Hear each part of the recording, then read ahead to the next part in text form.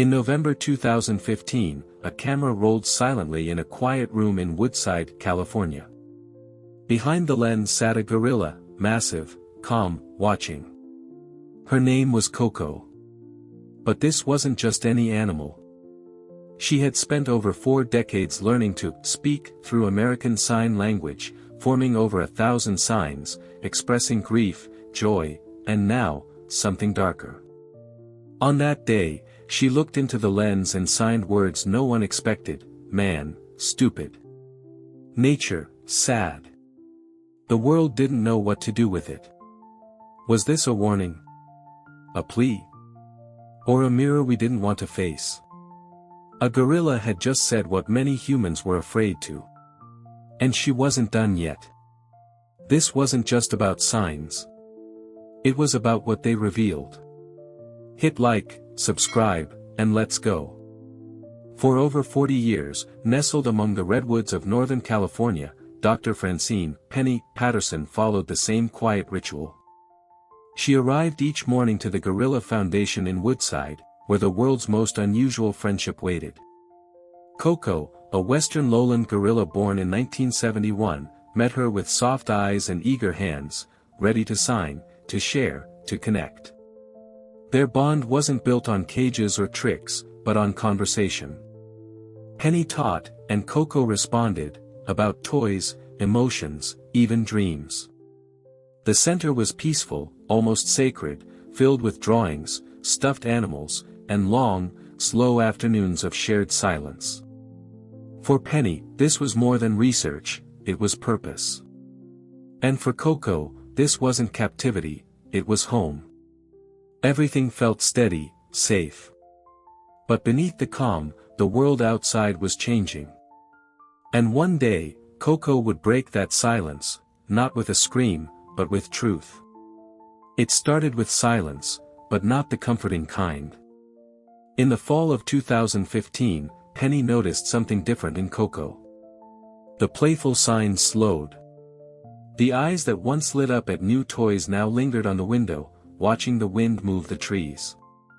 During one quiet session, Coco signed something unexpected: trouble. Nature cry. People angry. At first, Penny thought it was confusion, a mix of learned signs. But the gestures repeated, clearer, more urgent. Coco was trying to say something bigger. Something wasn't right. And then came the call, from a team organizing a global climate awareness campaign. They asked, could Coco speak to the world? Penny hesitated. This wasn't a performance. It was a soul. But deep down, she felt it too. The time for silence was over.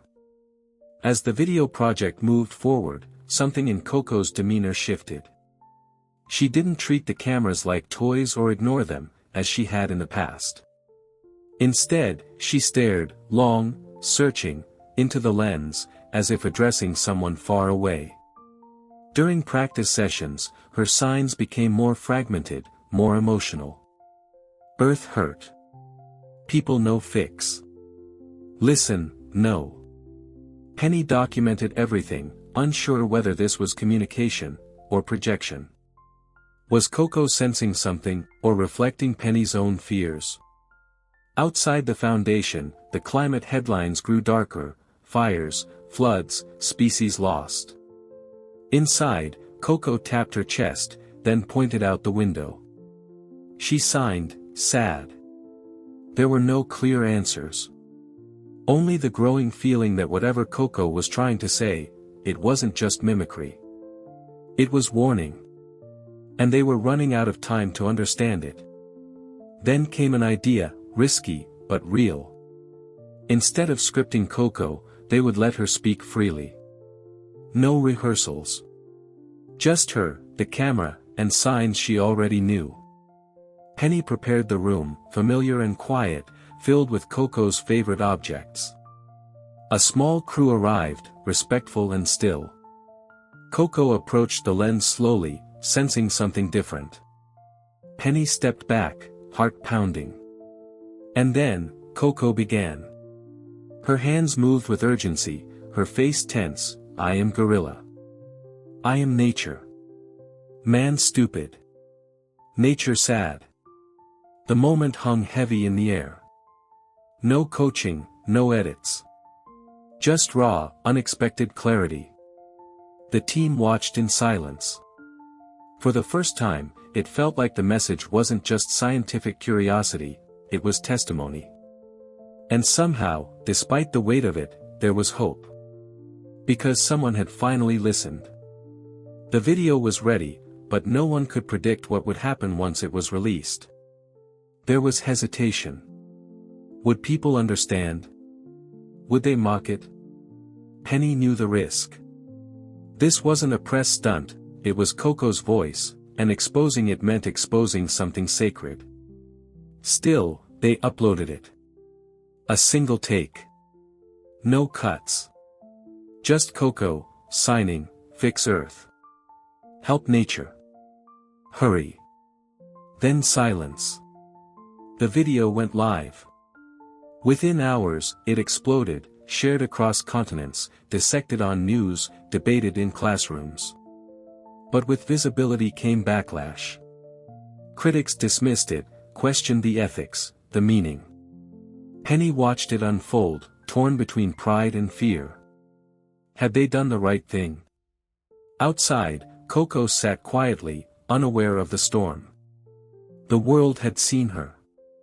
Now, they had to decide if they would listen. And for a moment, everything hung in that fragile, breathless pause. Nights grew longer in Woodside.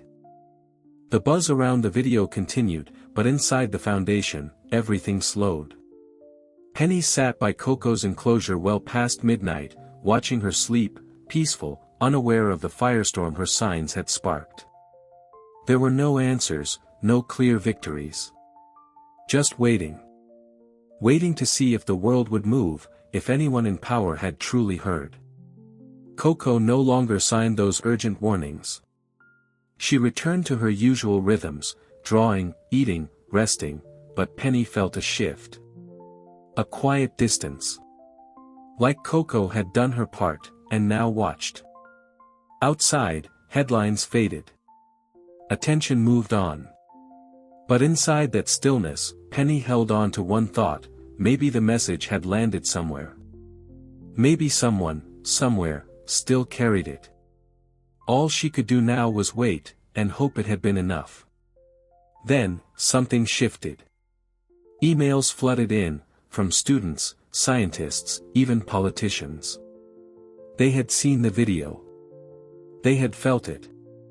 Teachers played it in classrooms. Environmental groups quoted Coco's words in campaigns. A United Nations delegate even referenced it in a climate summit, calling it a voice not human, but no less wise. Penny watched in disbelief as Coco's message rippled outward, quiet but unstoppable. Not everyone listened. Not everyone cared. But enough did.